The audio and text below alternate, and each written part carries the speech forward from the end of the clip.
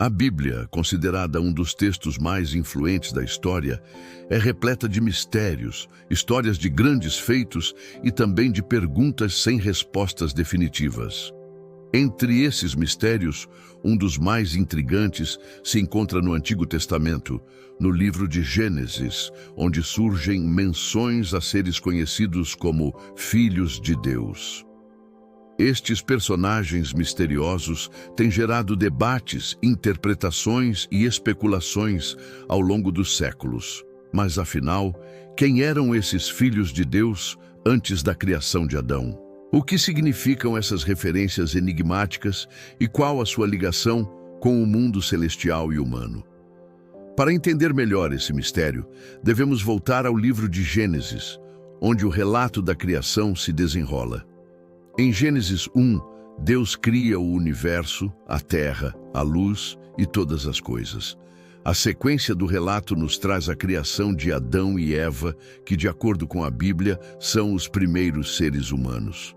No entanto, o livro de Gênesis não se limita a isso. Antes da criação de Adão e Eva, o mundo celestial já existia, e com ele, uma hierarquia de seres espirituais, anjos e outras entidades sobrenaturais. Nesse contexto, surge a primeira referência aos filhos de Deus. Gênesis 6, por exemplo, traz uma passagem misteriosa que menciona a união dos filhos de Deus com as filhas dos homens. Quando os homens começaram a se multiplicar sobre a terra e nasceram filhas, os filhos de Deus viram que essas mulheres eram belas e se uniram a elas. Essa passagem levanta uma série de perguntas. Quem seriam esses filhos de Deus? E o que significa essa união com as mulheres humanas? Para responder a essas questões, devemos explorar diversas interpretações sobre esse enigma. Uma das primeiras e mais comuns interpretações que surgiram ao longo dos séculos é que os filhos de Deus eram, na verdade, anjos caídos. Essa ideia está ligada a passagens do Antigo Testamento, como em Jó 1:6 e 2:1, onde os filhos de Deus são descritos como seres celestiais que se apresentam diante de Deus. Com base nesse entendimento, os filhos de Deus de Gênesis 6 seriam anjos que por algum motivo desceram à terra e tomaram esposas humanas. O resultado dessa união, segundo essa interpretação, foram os Nefilins, uma raça de gigantes mencionada na mesma passagem. A ideia de que os filhos de Deus eram anjos caídos tem sua base em outros textos bíblicos, como em 2 Pedro 2:4 e Judas 6, que falam de anjos que pecaram e foram punidos por Deus. A associação entre esses anjos caídos e a passagem de Gênesis 6 sugere que eles desobedeceram a ordem divina de permanecer nos céus e interagiram com as mulheres humanas, gerando filhos que seriam figuras de grande poder e habilidade. Essa interpretação ganhou força, especialmente entre os estudiosos do cristianismo primitivo e na tradição judaica antiga, onde textos como o livro de Enoque ampliam a ideia dos anjos caídos, conhecidos como vigilantes, que tomaram mulheres humanas como esposas. O livro de Enoque descreve como esses anjos desceram à terra e ensinaram aos seres humanos segredos proibidos, como a fabricação de armas e o uso de feitiçarias. Esses anjos, de acordo com o texto, foram punidos por Deus, sendo aprisionados até o dia do juízo final, quando seriam lançados no abismo. Entretanto, essa interpretação não é a única possível. Há também outra visão que sugere que os filhos de Deus, mencionados em Gênesis 6, não eram anjos, mas sim descendentes de Sete, o filho de Adão. Segundo essa linha de pensamento, as filhas dos homens seriam as mulheres descendentes de Caim, o irmão de Sete. A união entre essas duas linhagens, de Sete e de Caim, teria levado a uma mistura entre os justos e os ímpios, o que resultaria em uma degeneração moral e espiritual. A passagem de Gênesis 6, então, seria vista como uma metáfora para os conflitos entre as linhagens de Sete e Caim. refletindo a queda espiritual da humanidade. Além disso, também existe uma interpretação mais profunda que sugere que os filhos de Deus eram seres celestiais pré-existentes que já existiam antes da criação de Adão e Eva.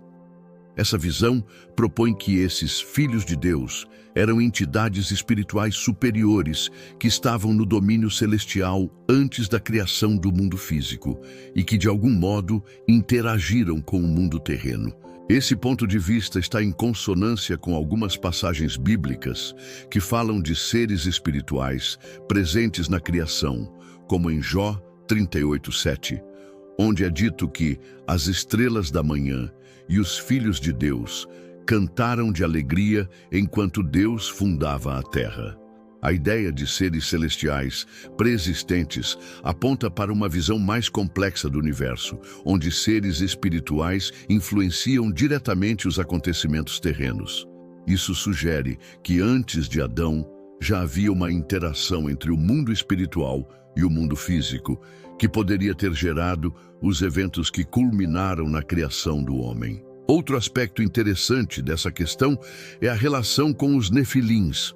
A palavra nefilins vem do hebraico NPL, que significa cair ou descer, o que implica que os nefilins seriam seres que, de alguma forma, caíram do estado espiritual superior para a terra.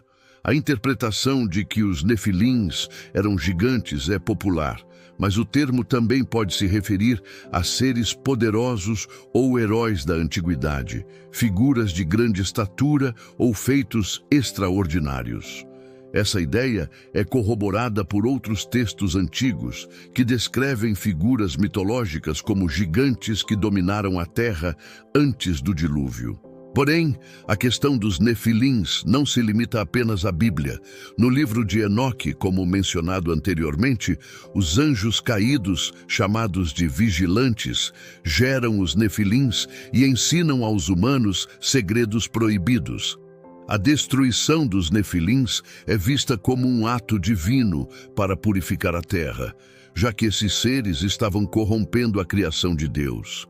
Essa tradição é encontrada em várias culturas antigas e mitologias, onde gigantes e seres poderosos, descendentes de divindades, são retratados como parte de uma era primitiva, antes do grande cataclismo que limpou a terra.